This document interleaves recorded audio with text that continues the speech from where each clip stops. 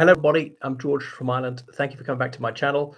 Well, this is announcing the not so sad tidings that the Grand Ayatollah Ali Khamenei was killed yesterday by a strike. Whether it's by the State of Israel, the United States of America, is unclear. Perhaps it seems like the US provided the intelligence the Israelis actually killed him because he made the mistake of forming a pattern, and then they knew where he was going to be, when he was going to be, and they were able to kill him. He was 85 years old and he was infirm. We didn't have long to go anyway. And he was the supreme leader of Iran, the president as well, but it's the supreme leader is actually the head of state, and so for a long time. So he's led that country since the death of the Grand Ayatollah Khomeini, who died in 1989, if I got that right. Anyway, so is this lawful? Because the US made it the law way back in the 1960s not to try to assassinate foreign heads of state, for fear that their own head of state would be assassinated, because they had that with John F. Kennedy. And if it was part of some lawful military operation, that might be different. But the United States has not declared war on Iran. And Khamenei is a civilian. They deliberately killed an unarmed octogenarian who was no immediate threat to them, who, so far as I know, has never touched a weapon in his life. Now, I do not mourn Khamenei. He was a very, very evil person. You see, there were mass executions in Iran for petty offenses. People had these mockeries of hearing with no right of appeal, hanged only hours after they're condemned to death for things such as homosexual acts or whatever, or peaceful protest. Thousands of people shot dead by the Iranian regime on the street in the last few weeks. The figure of 30,000 is probably inflated. Do you think there'd be more imagery of this if that happened? I mean, would be more people bolting from the borders? But there's no question that it was a very brutal and cruel regime. Women had to wear hijabs, and that was the least of it, and so on. So now it wasn't democratic. There were elections. There was the Council of Guardians would vet the candidates, so they could only express opinions with a certain parameters. But you get that in Western countries. The organizations are going to be outlawed for being so-called extremist, the closing of the Overton window. I mean, Western countries aren't as bad as that. But, the Iranian regime is not as oppressive as Saudi Arabia, which is an ally of the United States. Iran always allowed women to drive. Iran always allowed women to pursue higher education, even in the 1980s, in careers. It allowed women since about 2000 to compete in the Olympics and stuff like that. It had some sort of elections. It had debate within certain limits, whereas Saudi Arabia to this day doesn't allow political parties and stuff like that. So if Iran being oppressive is a reason to attack it, why not attack Saudi Arabia? Why is that an ally of the United States?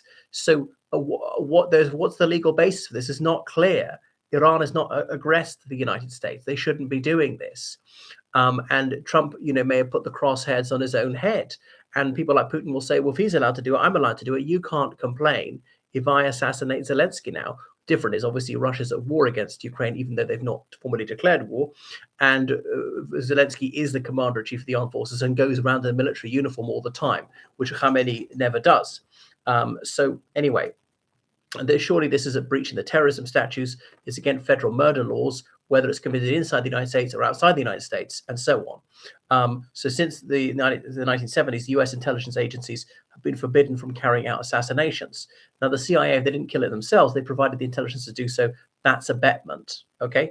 So, but is this an authorized armed conflict? I know the president gave the order, but they've not actually declared war. Congress has not voted for this.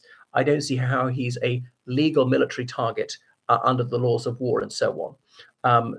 Yes, it's monstrous, the precedent it sets and so on. So when I saw that on the news, it was a bit dubious, but they thought, would the Israelis really be saying this in this press conference unless they were sure? Because if he stood up, that made them look stupid. What I do feel sorry for is the 133 Iranian civilians who were killed. Now, that's what Iran says. I don't find it hard to believe. I don't know that it's true.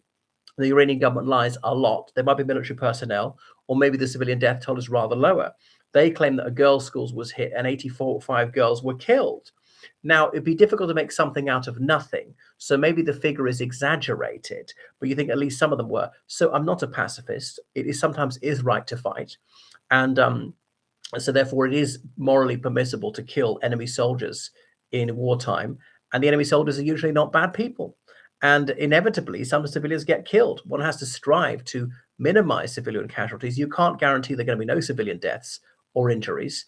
But has the US and have the Israel really done all they could to reduce the civilian death toll? Knowing Israel's behavior, absolutely not. We know that they've gone after civilians. They have targeted civilians, knowing them to be civilians. They've willfully multiplied civilian suffering. So we saw the mass murder of people in Gaza. At least 70,000 people killed in Gaza, at least. Israel says there were 20,000 Hamas militants. They think they've almost annihilated Hamas. So subtract 20,000 from 70,000, you've got 50,000 left. Even by Israel's estimate, 50,000 civilians slaughtered there. So, so you better be very, very sure before you fight that what you're doing is lawful, is moral, and is going to work, because you've killed one man. The regime is more than that. They're 90 million people. I know some people are opponents of his and some people are neutral. They're easy to find somebody else, although he may be thinking, I'm putting my neck in the noose by agreeing to be the supreme leader. Is it going to topple the regime? I doubt it. Had they gone all out for it at a much higher level, back in January, that might have worked. And another thing is the Gulf Arab countries pleaded with Trump not to do it. Benjamin Netanyahu went to Washington, D.C. and talked him into it. Trump would have felt, I'm all dressed up and nowhere to go. I'm a fool if I don't do this. And as the Iranians warned, we will hit the Gulf Arab countries because they host US military bases. Now, because their air defense isn't so much, they know it'll play havoc with global markets, with flights.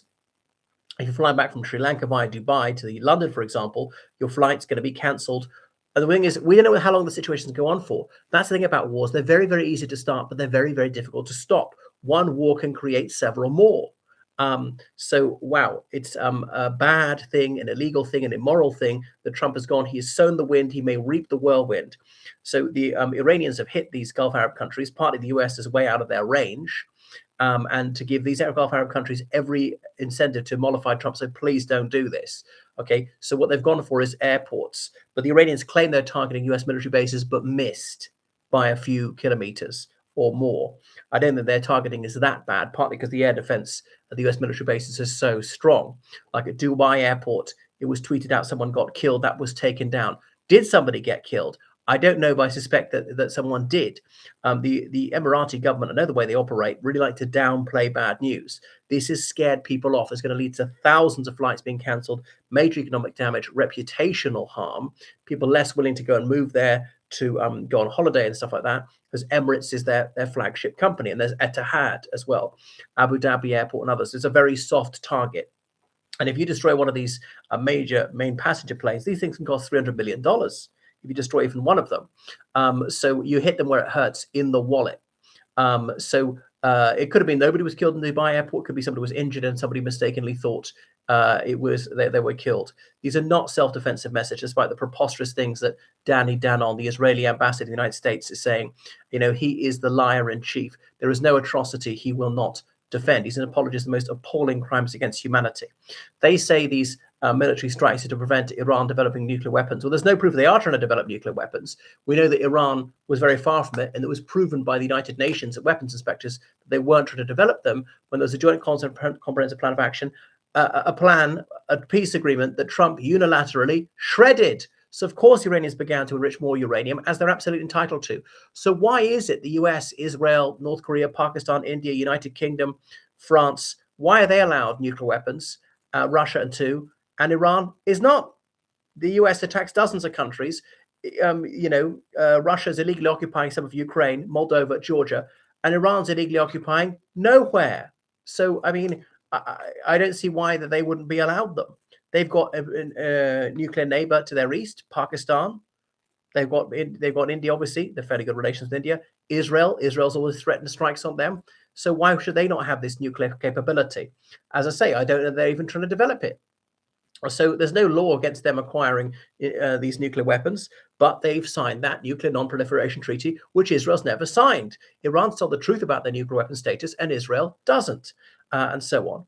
So anyway, so stopping Iran's missile programs, they're entitled to have non-nuclear missiles. That's definitely true in proxy activities. US has got proxy activities with, Kurdish nationalists or whatever, various groups they backed around the world with Syrian rebels and so on. And the Iranians would say, well, we'll do the same with the Houthi rebels. Iran was able to say they were backing the internationally recognized government of Syria. Even the US recognized the Assad regime as Syria's lawful government until it collapsed. So Israel said this is a preemptive strike. So why can't Iran launch preemptive strikes and so on? But it's a blatant breach of the UN United Nations Charter, Article 2.4. The no use of force against the territorial integrity or political independence of any state. That's the end of the quotation. So you don't like the Iranian regime? Neither do I. It's vile. But that doesn't make it lawful to attack Iran. Okay? So if somebody doesn't like the Trump administration, are they entitled to launch missiles at the United States? Could they blow up a girls' school in America, kill 85 kids? Would that be okay? I hate the Trump regime, but I don't advocate for that, and so on. So we don't know when this is going to stop. It could go on for weeks, it could go on for months. I reckon the Iranians would like to calm it down, say, okay, can we just talk now? And France, the United Kingdom, other countries said, let's have dialogue. Notably, US allies are not with them. Not many countries will vote on a UN General Assembly resolution about this in favor of the US-Israeli position. The United Kingdom, I reckon, will abstain. One of the few things that said in favor of Sir Keir Starmer is he wouldn't allow the use of British military bases to launch these attacks. Now, British planes were in the air in case there was some attack on British interests and so on. So this is definitely bad news. Okay, blasts in Doha, Qatar, in Manama, that's in Bahrain. And by the way, the Iranians used to claim Bahrain because it was once Iranian, and so on, damaging some various buildings. I don't know if anybody was killed there. In Abu Dhabi, somebody killed at Zayed International Airport, and so on. Likewise, in Qatar, salvos fired at Qatar, nobody killed. Likewise, against Saudi Arabia, I don't think anybody was killed, but they managed to scare a lot of people. So various other high-ranking Iranians killed, the commander of the Iranian Revolutionary Guard Corps, the Supreme National Security Council secretary, and so on, the chief of the armed forces, the defense minister. They'll not be getting together, meeting again, but this could go rumble on and on. The oil prices going up, which is playing to Putin's hands. It's a distraction from what's happening in Ukraine. You know, Ukraine's successful counteroffensive, retaking 200 kilometers very quickly, far more than Russia took in like 6 months. That's off the headlines, unfortunately. So anyway, I condemn these illegal and immoral attacks. I also condemn Khamenei's barbarous regime. Anyway, so perhaps Iran could say, what if we don't even try and get civilian nuclear energy? Would you lift all sanctions? The great things, Iran to release all political prisoners, to end the death penalty. I'd like to say the US end of the death penalty. And I'd like, Israel to stop murdering civilians in Gaza, to release its thousands of political prisoners, hostages. All right. Thanks for watching the channel. Make sure you subscribe on Patreon, donate PayPal, georgecallan7@gmail.com. Very glad that we, the Republic of Ireland, are against this.